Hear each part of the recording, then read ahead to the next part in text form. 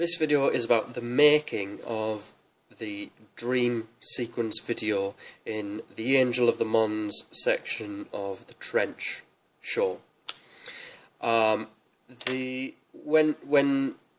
we began Angel of the Mons and we had roles separated out, I chose to make a video because the whole piece, Angel of the Mons, is very varied in the techniques used, in the technology used, and so on.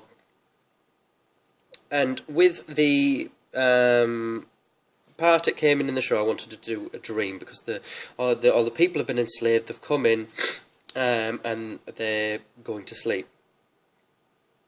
And the idea was, from discussions with the rest of everyone to make it flowing as a piece, was for them to go to sleep, have this a nice dream memory of life before, and then for it to be disrupted and then woke up. There's lots of people in who are enslaved, tormented and with disrupted sleep and stuff. It happens in Guantanamo Bay and lots of these types of places. So this is what we were trying to mirror vaguely in a very general manner in this show. And we sat down, we plotted out the story and so on.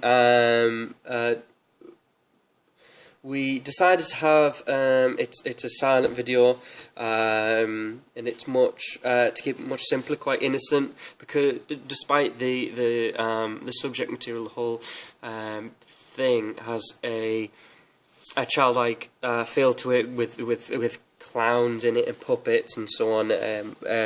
Really goes back to a sort of innocent form of entertainment. So we went for a silent movie style.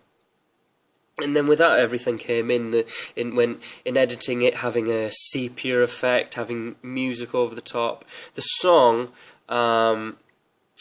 which is the Christian lullaby, "Now I lay thee down to sleep," lay me down to sleep rather. That was suggested by Patrick Broderick. We looked at a few versions and found one we liked for when life is nice in the piece. And then we settled quite late on in the transition to go with a really disgusting pig squeal sound that is quite disturbing, and then that plays through as it drifts back into the general show with the onstage actors. So we sort of gathered people together. Matthew Bingham filmed it. Paddy Broderick helped to direct it, and Shannon Masters and myself acted in it. I was going to look for a male part, but I was let down. Then it got to the day, and I just had to step in and do the part. We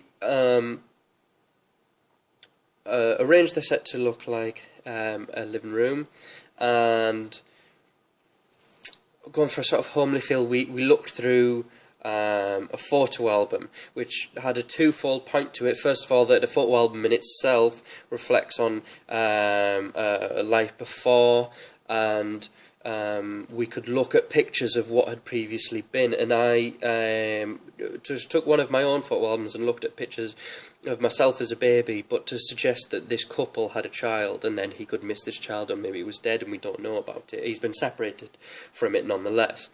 And also that in another part of Angel of the Mons, where I was voicing the puppet, he was looking at a photo album and it was the same one, so we see this character progress through and it shows that it's the same character.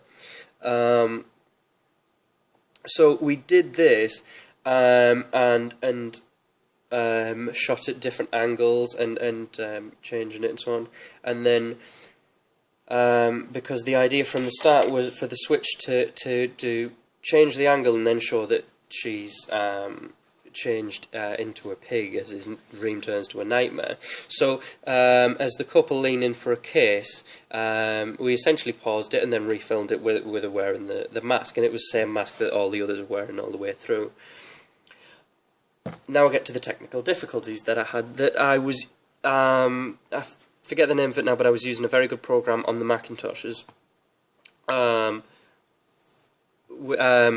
for the show, and I was really pleased with how it was coming along, really clean, and I was doing quite subtle changes quite regularly through the piece that fit well with the music and the sound and worked really nicely. For some reason, a technical error, human error perhaps, the video went missing, so I had to make a fairly quick one again shortly before the show using Windows Movie Maker, which I don't like, isn't a very good program.